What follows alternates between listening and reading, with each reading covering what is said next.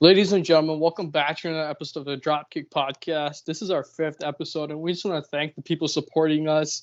And it's been a crazy, unbelievable week for me and Vikram and the podcast. And today we have a special guest with us. He's a former WWE Cruiserweight Champion. He was the winner of WWE's Cruiserweight Classic. He's a former TNA X Division Champion. And he had Evolve Wrestling's Breakout Match of the Year in 2010. Right, so please welcome TJP, a.k.a. TJ Perkins. How have you been handling your time in quarantine, man? I mostly normal for me. I haven't really had to quarantine very much or anything. I still get out and do all the normal stuff. I'm still traveling, still visiting family and friends and stuff. So, yeah. The home workouts and the pizza diets like you had on your Instagram. Oh, yeah. Yeah. I mean, that's just me kind of having some fun. I mean, life for me is mostly not that different. I don't really go out very much anyway. Yeah. And everywhere I would go, I still go. You know, I don't really stay in the house. If I want to go to the store, I go to the store, and I go visit family. I'll fly or whatever if I want to visit friends or something like that. I built a gym in my house a few years back, so that was one of the better investments I ever kind of did. So like now I haven't really had any trouble as far as like, you know, not missing any beat as far as like training or anything like that. And otherwise, I mean, you know, I normally wouldn't go out very much. I don't drink or do drugs or anything. I don't like go to bars or nothing. So usually I spend my days playing video games like in my office anyway. So it's not Well, what really have you much. been playing recently? Let's see. I actually got cause I'm in my office right now. I got my PlayStation up on my desk. Oh, nice. Usually every day is Overwatch. I'll play a lot of Overwatch, a lot of Fortnite. A lot of Predator since it just came out. Battlefront 2. Fire Pro. I just finished Resident Evil 2, the two different stories. So I'm going to start 3 pretty soon. Dead by Daylight, NBA 2K, MLB, just a little bit of everything. Fire Pro is a great game. Yeah. Yeah, Pro's a love great Fire game. Pro. Yeah, I just started streaming on my Twitch channel again recently. And the first game I did, first day back was Fire Pro. I did a day. The whole stream was just Fire Pro matches, yeah. Where can everybody find you on Twitch?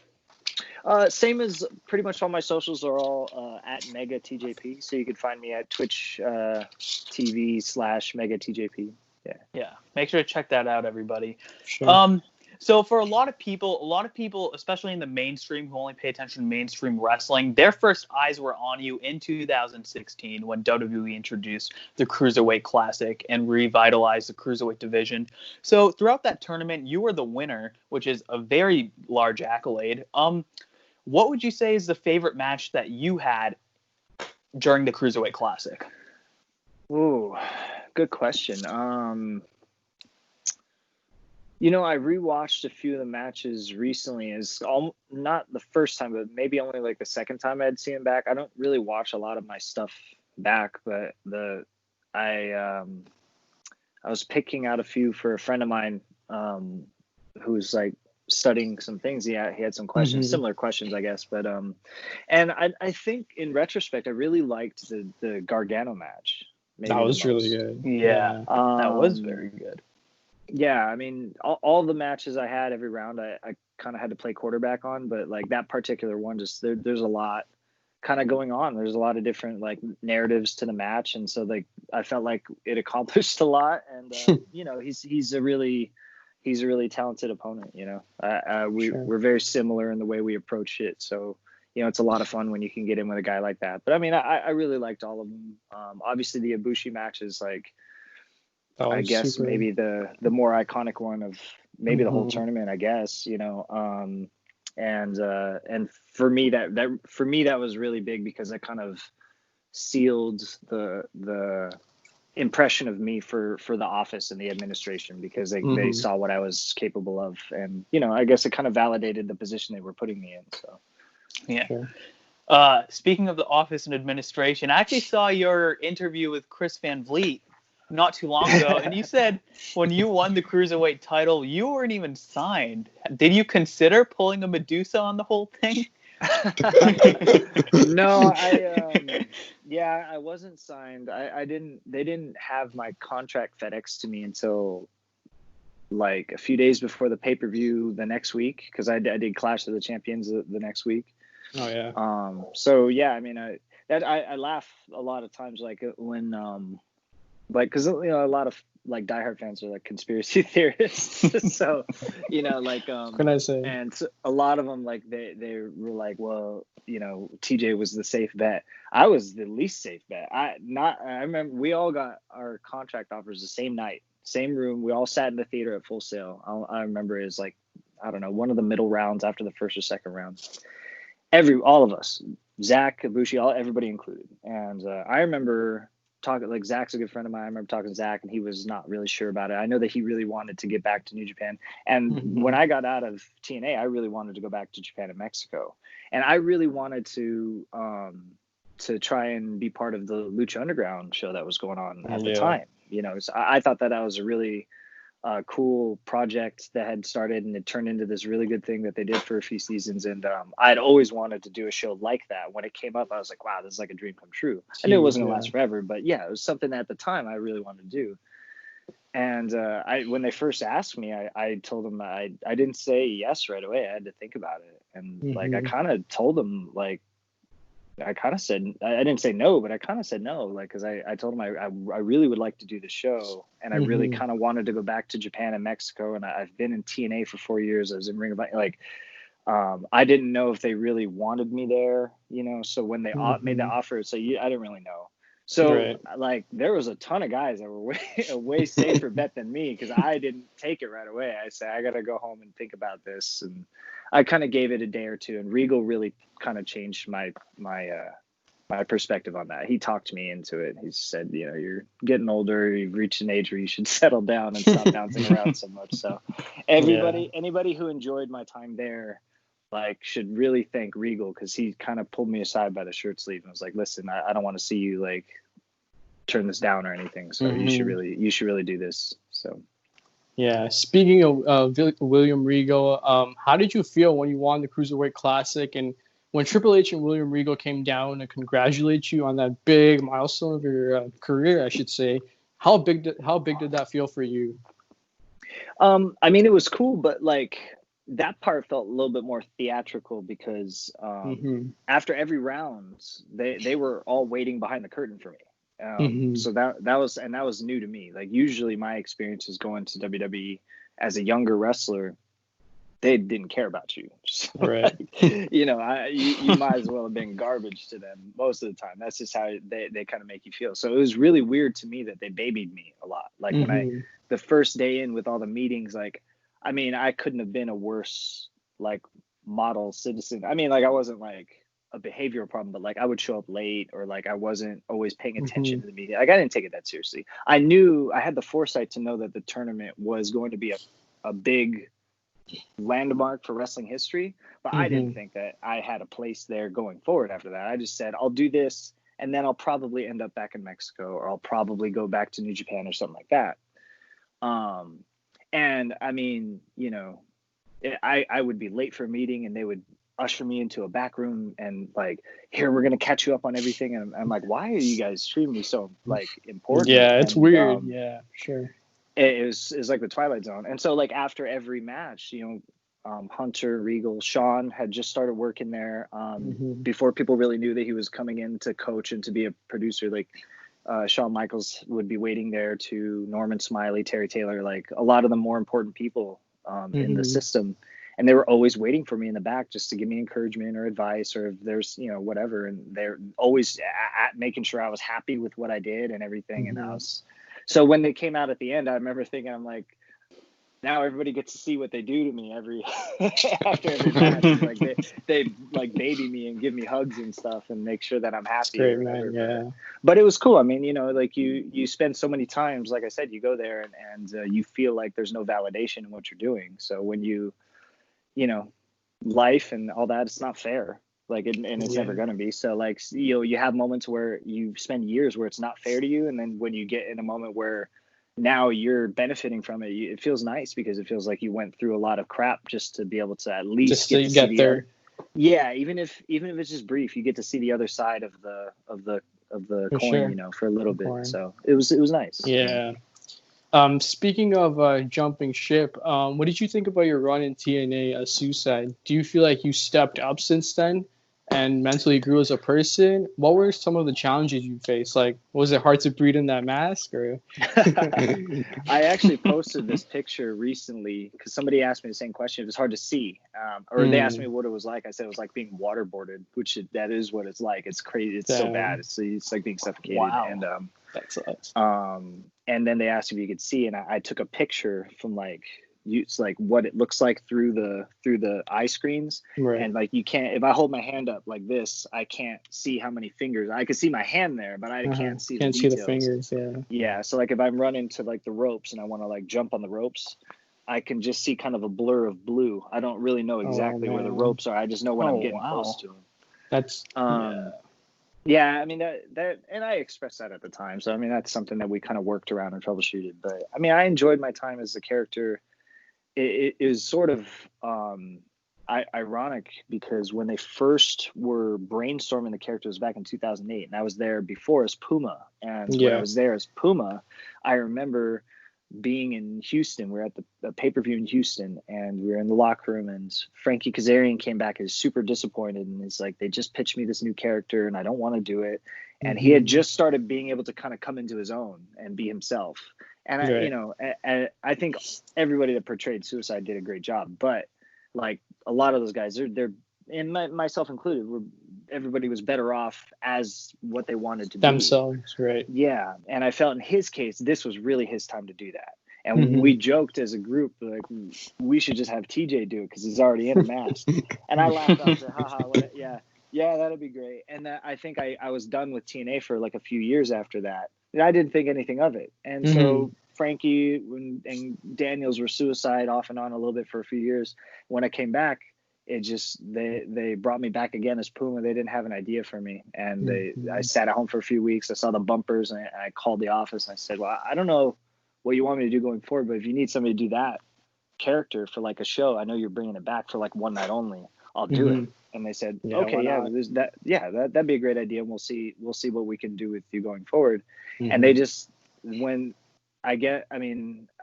I think I portrayed it in the way they had always envisioned it being.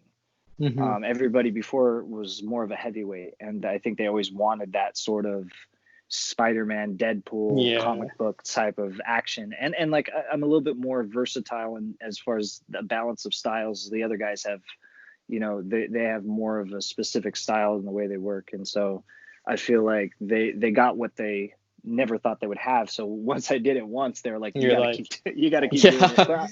But I liked it, I enjoyed it a lot. And I think now looking back, I appreciate it more because when you think of like if you made a short list of things that's sort of like iconic images for, any company, you think of WCW, you think of Sting, you think of Sting, you think of Hollywood Hogan, you think of Kevin Nash, the NWO. When you think of TNA, you think of AJ, obviously.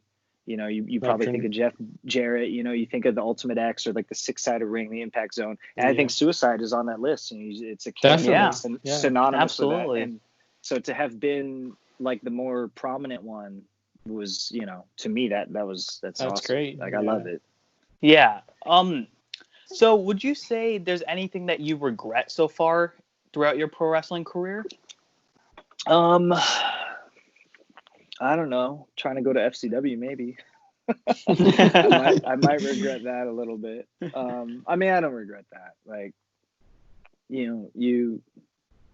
it's easy to say all the right things as far as like motivation. Like, you got to go out and chase your dreams. You got to, do the work. You got to do this. You got to do that. But like, people fail, man. Like, I don't regret that at all because a lot of that carved out a better performer. I know I became a better businessman for one, like because every year since then and everything I've gone through, I've always made smart decisions as far as what I wanted to do and made it work, and obviously I have a roof over my head now, and like at the time it was different, but I don't really regret anything. I loved going to the dojo at a young age and moving to Mexico. And I chose to come back from Mexico early. Some of the other guys stayed there. And I remember thinking at the time, maybe that was a mistake, but coming back early got me into Ring of Honor earlier than they did. So I was in Ring of Honor year one. I was in TNA year one. So then I wouldn't have been doing, pay-per-views at 19 years old if I didn't make that decision. So there's a lot of stuff, you could regret it, but I mean, it's like Back to the Future, the lesson in it is that you could go back and change anything to try to make your future better. But, at the end of the day, the journey that you went on was that you were meant to do every piece of it. So, I probably wouldn't change anything. Yeah, some things are just meant to be, for sure.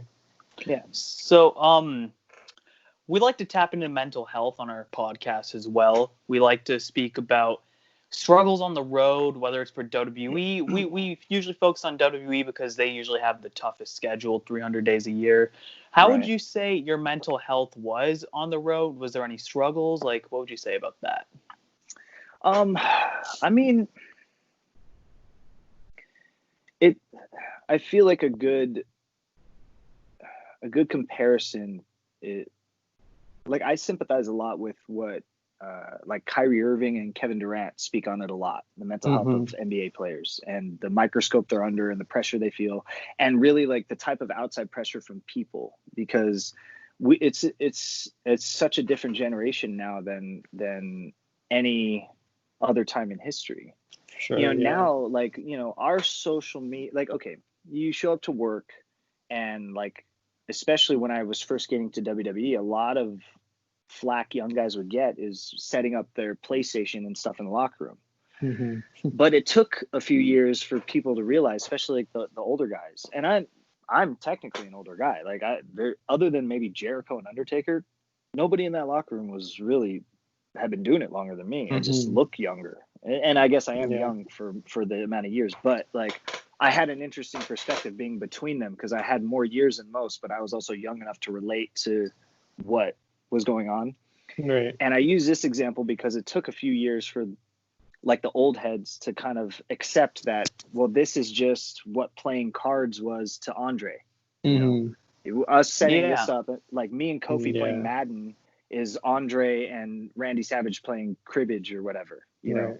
That's just what they did. That's the game they played. This is the game we played.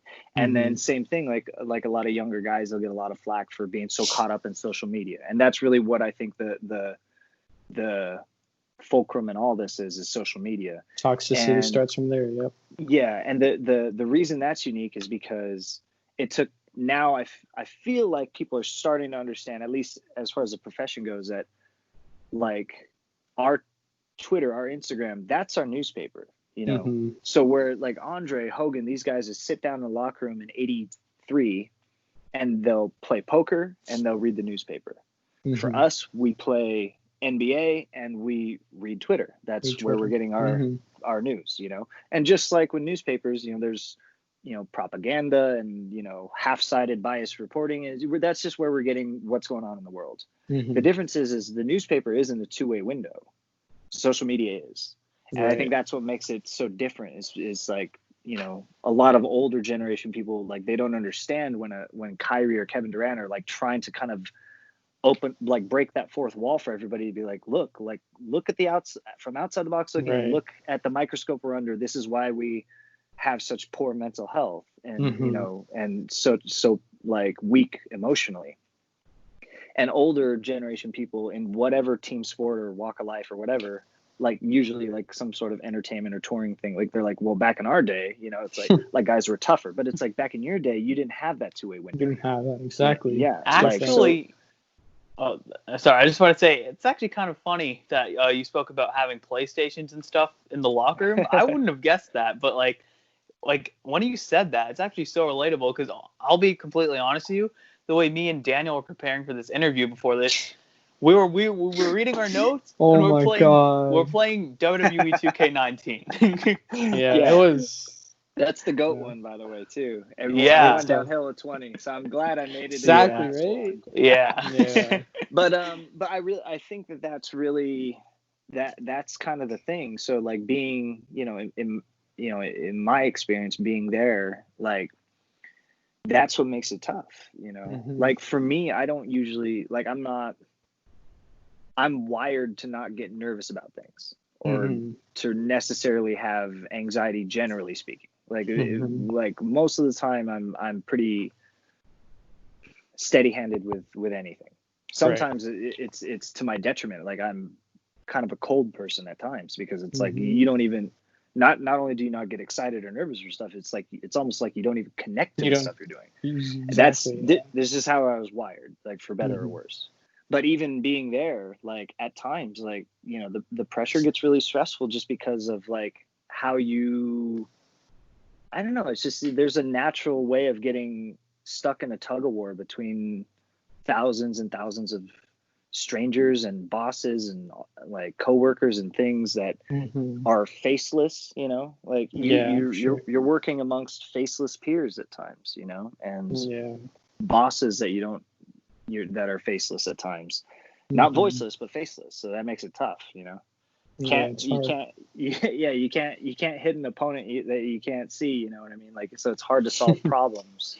You know, so when you get, you know, it's a very unique atmosphere where you kind of feel a little bit crushed by everything because of that. For sure. But yeah, speaking of mental health and stuff, I watched Chris Van Vliet's interview. Back to what Vikram said. You said in a past interview that you were making more money now, working all these like indie dates and working for Japan and stuff. You make more money now than you did in WWE. How has that shocked you in any way? Are you surprised how they treated you now than they did before? You mean as far as like freelance wrestling? Yeah. Or no, the thing I think for me is just like I hadn't really been free and like on the indies in so long. So for me, like the last time I was really like a bona fide indie guy was like 2009, 2010, around then. Because like 2012, 13, I was back in Ring of Honor for a couple of years, then in TNA for 4 years, and I did that MTV Lucha show for a couple seasons before those two. So it's like I had like, you know, between 15 and 16, I had maybe 6 months between TNA and WWE where I was free to do whatever. And I kind of I was really choosy. I basically just did Evolve and some Mexico stuff, and I didn't really do the indies. So in last year, 2019, like back in 09 and 10, like that was the last time I was really on the indies. It's a very different place. Like the indies are so different now. Distribution for the shows is different. There's a lot of like digital outlets for it. Merchandising has turned guys into these like independent entrepreneurs, and like there's you know, people have like, you know, Patreons and channels on Twitch and all kinds of different stuff, and like YouTube blogs and like all these things that they monetize. And so you know, the indies was not like this like when I was last in it, and it certainly wasn't like it when I first started back in 1998. I mean, it's so different. So so for me, it wasn't really a shock how I was like treated as far as like it being good. I just like I was kind of learning how to be a wrestler all over again, because it wasn't like this. But yeah, I mean, I did better than I thought. I did better than, you know, the last few years that I was in WWE. But that I think people misunderstand that. I think they think that that's the case because maybe like WWE was compensating super low, and that's not the case at all. Like I did really well there. But I just was surprised at how much better I was able to do when I could pack my own schedule. Exactly, for sure. Which, you know, it mostly just validated the reasons why I kind of wanted to get out, you know. Like I was already kind of not happy, but like I felt professionally that maybe it was a smart thing to do to kind of have my own options. And so, you know, seeing all the changes and kind of learning how to be a wrestler all over again. That's really what it was about. Yeah. You said you went all over the world after. So traveling all over the world, and what would be your dream match like right now? Who would you like pick as an opponent? Every time somebody asks me what my dream match is, I always say the next one. I've never really been one to have like a bucket list of things like that. I've never looked at another person like that. that. Like there's someone higher, right? Yeah, like I've never looked at anybody like that. I mean, there's guys I really like, and and obviously there's guys that are heroes of mine or whatever. In my case, none of my heroes are wrestling anymore, so some of them aren't alive anymore. but you know, I mean, I'd probably I think I tend now to go with maybe Ray, you know, because he'll be done soon. And I would love to I've wrestled with him in a tag before, and I've met him. I know him, you know, a little bit, and he's somebody that I've always looked up to, and especially like knowing him on the back end of his career, he as a professional, he became sort of a model for me. When I first started, I was super small, so he was a model for how I could carry myself. But eventually I kind of outgrew that and, you know, started looking to others as far as like in the ring. Right. But outside of the ring, as I got older, I started to see like how great of a model he was for young wrestlers to manage a career and, you know, to manage themselves outside of the ring. And so I've always looked up to that. And I just, you know, he's become so timeless, and he's such like, you know, you wouldn't always have put him on the Mount Rushmore of Lucha Libre, but now it's like, how could you? He has to. Exactly. And to have been alive for that transition, like for him to be like the Michael Jordan of Mexican wrestling that's great, pretty, it's awesome to see. And so like, I would love, you know, to have one more with him sometime. If Ray's watching this, what would you say to him? Time for a call out. Yeah. If you hang it up, save one more for me. And I'll save one for Dominic before I hang it up. Oh my god, his voice is really good, man. I love, and I got to see him a lot. Like before I left WWE, he would be on the road a lot, and so you know, I think that they have such an awesome like connection. And his relationship with him is so great, and I think his kid is going to be so good if he continues to apply himself. Yeah, for sure. He's got a great future in this business, it seems like. So, the Cruiserweight Championship, it returned in 2016. Ever since 2016, we've seen you with the title, Brian Kendrick, Rich Swann, Pac, Enzo Amore, countless guys, Leo Rush. Who would you say, in your opinion, besides yourself, of course, had the best title reign? Ooh. I mean, I don't know if I would have said me anyway. I might have had the best climb, but I'd probably say maybe Cedric. It felt like it reached a point where it felt normalized. Like the title didn't feel brand new anymore, and he was wrestling a lot of different dudes. And he seemed like the perfect model for that position. I think a lot of guys would have went with Pac. I loved wrestling Pac.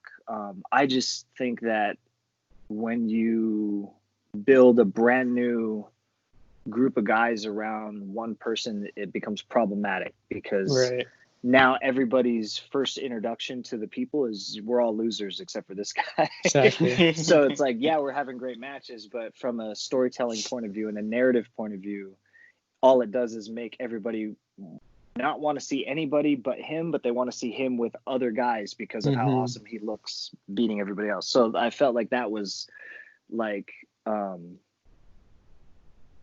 wish I could have wrestled Pac more without the title involved, if that makes any sense. Yeah. Like I loved having him in the division. I hated how the stories we had to tell because it just felt like it was doing more harm than good. But I think by the time it got to like Kalisto and Cedric, they had kind of gotten away from like building the show around one person like Pac or Enzo.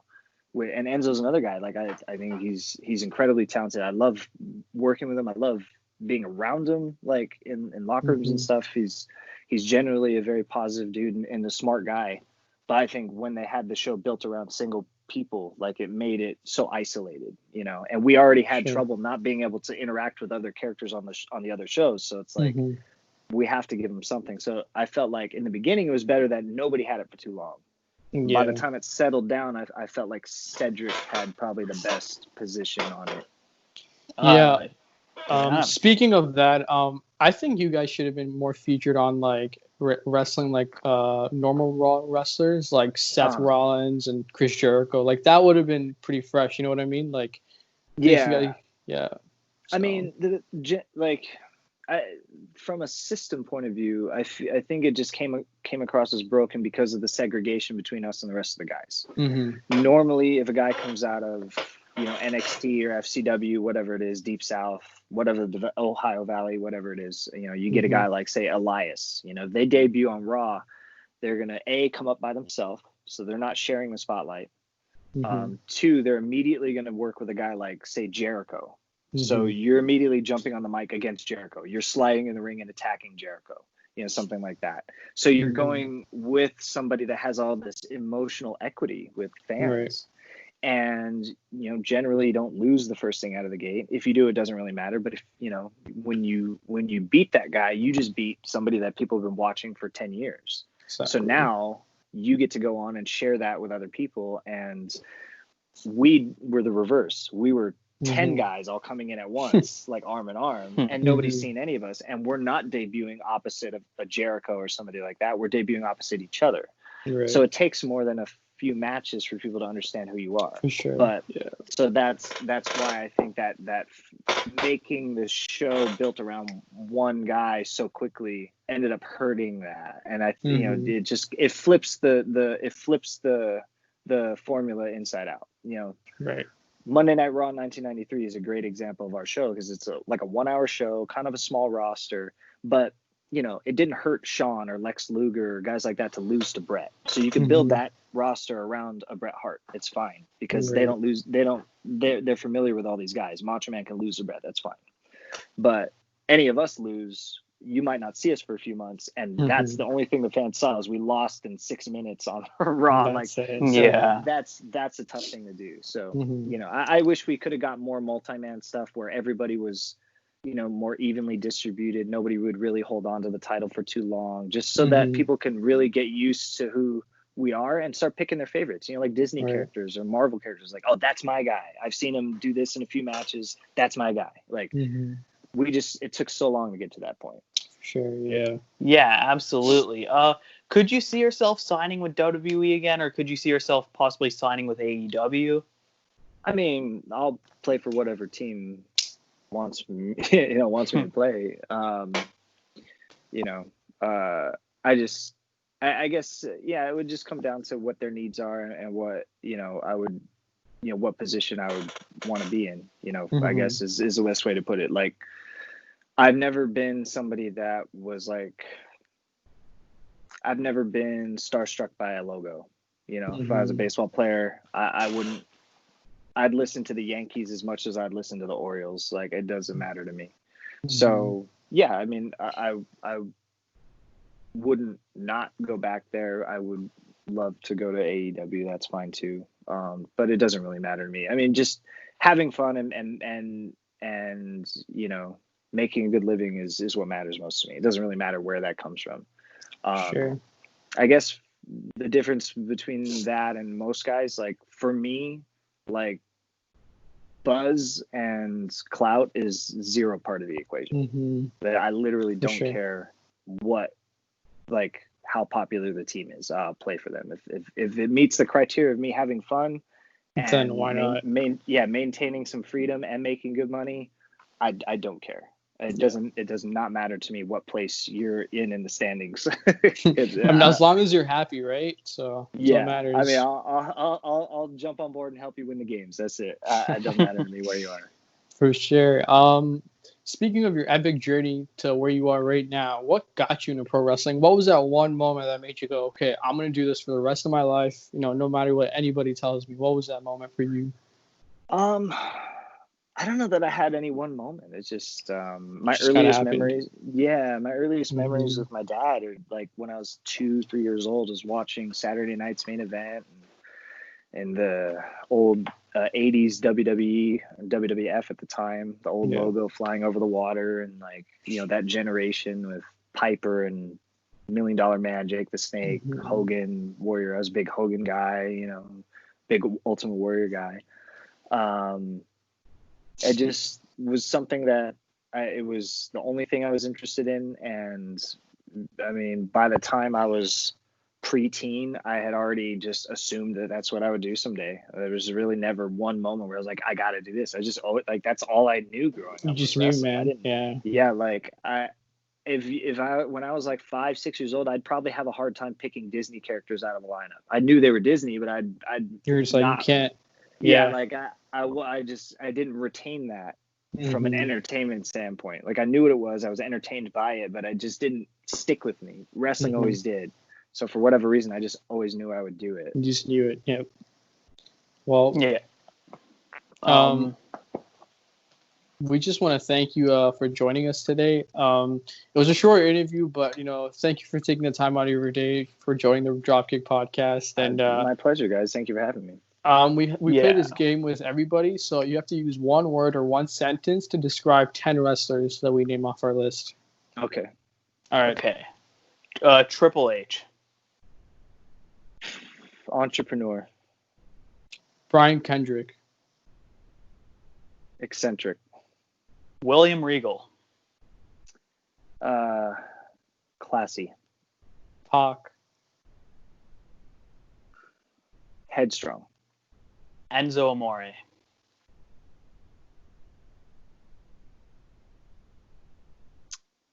Passionate. Vince McMahon.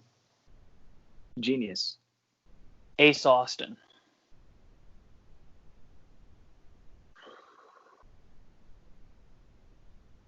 Motivated. Kota Ibushi. Quirky. Zack Sabre Jr.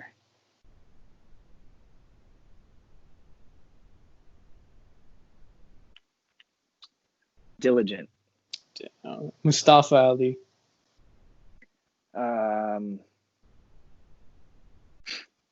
Plastic. All right. Well, thank you so much for joining us. Where can everybody find you on social media?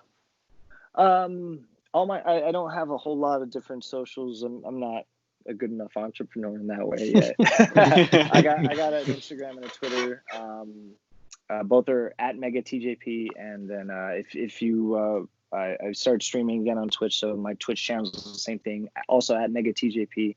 I had a merchandise store up on my own website, which had a touring schedule, but now there's not much of a touring schedule for anybody, I guess. But I merged it with my Pro Wrestling Tees. So if you go to Pro Wrestling Tees under TJP, you could find all the Detonation Kick stuff and a lot of my stuff. And merch it's right there. I saw that when you jumped on.